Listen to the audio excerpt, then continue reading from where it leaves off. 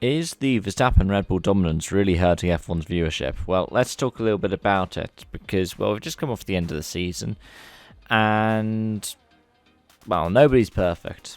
That's that famous Porsche poster when they almost got a clean sweep of Le Mans, right?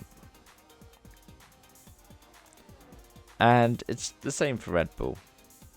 Only one race didn't win all season. That was Singapore. They got 5th and 8th. Verstappen sets all kinds of different records for most wins, most in a row, highest percentage, I think, even. And yeah, got double the points of Sergio Perez, who finished second. Honestly, all of those stats are completely astounding.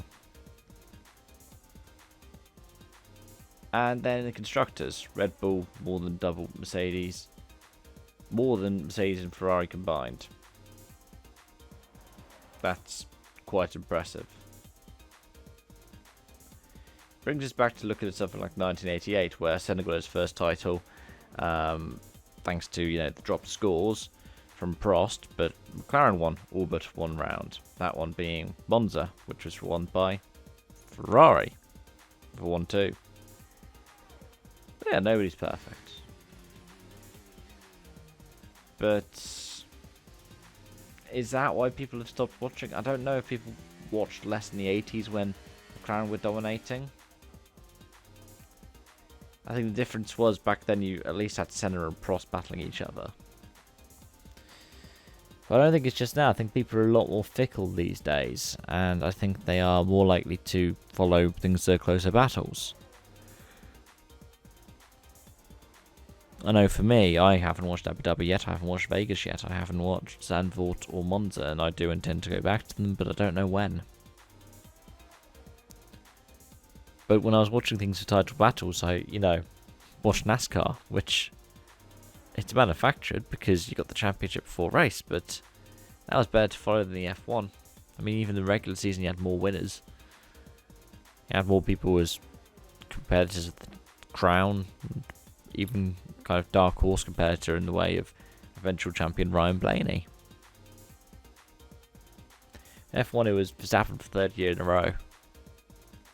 In the best car for the third year in a row. But even more convincing than the last two.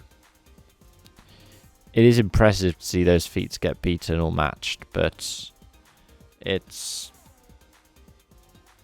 not something that's fun to watch. And I know people are going to potentially just go, oh, but you're just saying actually your guy's not winning.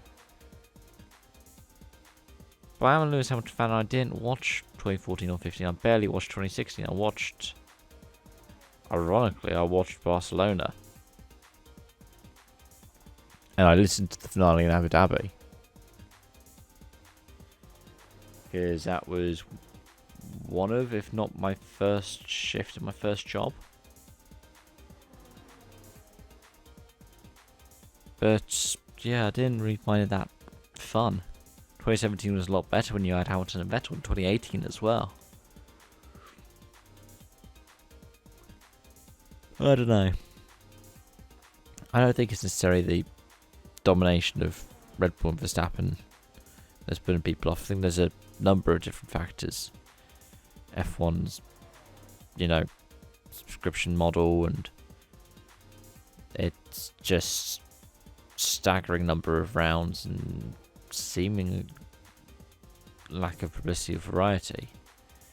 I say talk about the number of rounds, and NASCAR's got 38 weeks pretty much in a row. But I still watched every single race this season. Followed every round in the WRC. Even though it looked for quite a long time like it was pretty much set the colour off and Perez could pick it up again.